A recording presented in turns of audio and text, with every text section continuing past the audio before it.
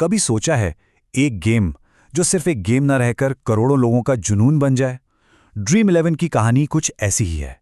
ये कहानी है इंडियन स्टार्टअप्स की, स्पोर्ट्स की और टेक्नोलॉजी की, जहां ये तीनों चीजें एक ऐसे मोड़ पर आकर मिली कि जीत और हार के मायने ही बदल गए। असल में ये सिर्फ एक कंपनी की कहानी नहीं, बल्कि हमारे समाज की कहानी है, जहां खेल, पैसा और तकनीक ने मिलकर कुछ नए रास्ते बनाए, तो वहीं कुछ बहुत बड़ी चुनौतियां भी खड़ी कर दी। 28 करोड़, जरा इस नंबर के बारे में सोचिए। इतने यूजर्स के साथ ड्रीम 11 भारत का सबसे बड़ा फैंटेसी स्पोर्ट्स प्लेटफॉर्म बन गया। लेकिन क्या हो अगर इतने बड़े एम्पायर को रातों रात अपना सब कुछ बदलने पर मजबूर होना पड़े? तो चलिए इस पूरी कहानी को 5 हिस्सों में समझते हैं। पहले हम देखेंगे कि कैसे एक छोटा सा स्टार्टअप आसमान की बुलंदियों तक पहुंचा। फिर बात करेंगे उस विवाद की जिसने पूरे देश में एक नई बहस छेड़ दी। इसके बाद आएगा वो बड़ा सरकारी फैसला जिसने पूरा खेल ही पलट दिया। हम उस बदलाव के असर को भी समझेंगे और आखिर में देखेंगे कि भाई अब आगे क्या होने वाला है। तो कहानी की शुरुआत होती है एक सिंपल से आइडिया से। एक ऐसा आइडिया जो देखते ही देखते करोड़ों लोगों की आदत में शुमार हो गया। चलिए ड्रीम 11 के उस शुरुआती सफर को थोड़ा करीब से देखते हैं। देखिए, शुरुआत तो 2008 में हुई, पर असली गेम बदला 2012 में, जब कंपनी ने अपना फ्रीमियम मॉडल लॉन्च किया।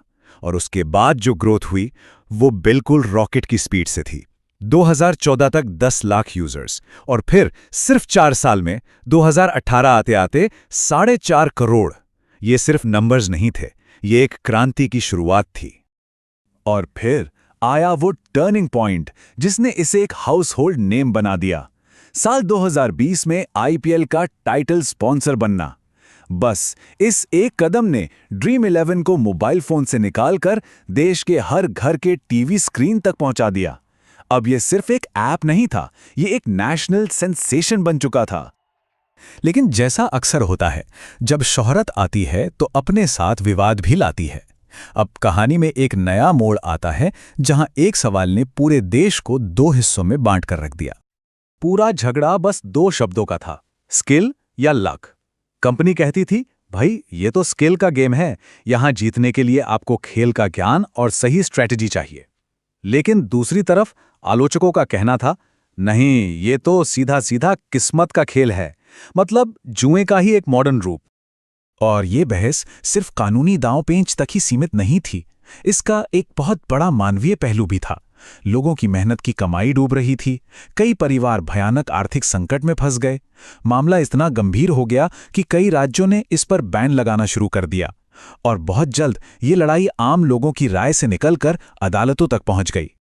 और फिर वो फैसला आया जिसने इस पूरी इंडस्ट्री के नियम ही बदल दिए। साल 2025 सरकार एक बड़ा कदम उठाती है। संसद में online gaming regulation bill pass हो जाता है। इसका मतलब असली पैसे से खेले जाने वाले सभी ऑनलाइन गेम्स पर बैन। और यह समझना जरूरी है, यह फैसला सिर्फ ड्रीम 11 के लिए नहीं था, यह तो पूरी ऑनलाइन गेमिंग इंडस्ट्री के लिए एक भूकंप जैसा था। और इस भूकंप का असर सोच से भी ज्यादा बुरा था। एक ही झटके में ड्रीम 11 का लगभग 95% रेवेन्यू जीरो हो गया। जरा सोचिए, किसी भी कंपनी के लिए कितना बड़ा झटका हो सकता है, वो भी तब जब वो अपने पीक पर हो। पर रुकिए, कहानी यहां खत्म नहीं हुई है। A23 ऐप जैसी दूसरी कंपनियों ने इस कानून को सुप्रीम कोर्ट में चैलेंज कर दिया है। अब सबकी नजरें टिकी हैं 8 अगस्त 2025 पर, जब सरकार को कोर्ट में अपना जवाब देना है। मतलब ये कानूनी लड़ाई अभी भी जारी है।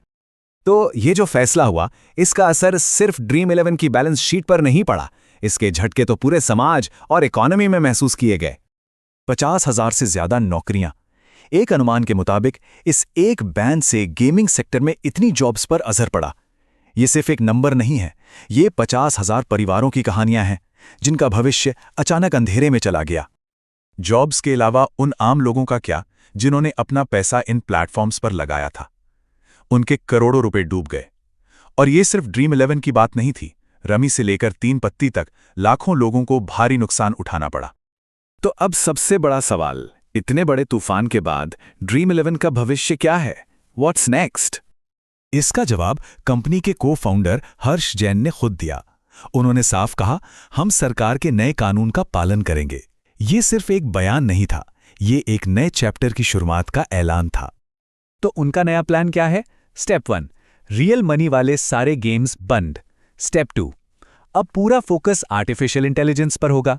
स्टेप 3, ग्लोबल स्पोर्ट्स कंटेंट की तरफ बढ़ना। और स्टेप 4, ऐसे नए बिजनेस मॉडल बनाना जो कानून के दायरे में हो। तो बॉटम लाइन ये है कि ड्रीम 11 का पूरा फ्यूचर अब सिर्फ एक चीज पर टिका है कि वो कितनी जल्दी इस नई कानूनी और कमर्शियल रियलिटी के हिसाब से खुद को बदल पाती है। ये अब सिर्फ एक चैलेंज नहीं, ये सर्वाइवल की लड़ाई है। और आखिर में ये पूरी कहानी हम सबके सामने एक बहुत ही बुनियादी सवाल खड़ा करती है। जब किसी भी खेल में पैसा और किस्मत इतने ज्यादा शामिल हो जाते हैं, तो क्या वो खेल वाकई में खेल रह जाता है? ये एक ऐसा सवाल है जिसका जवाब शायद हम सबको सोचना होगा।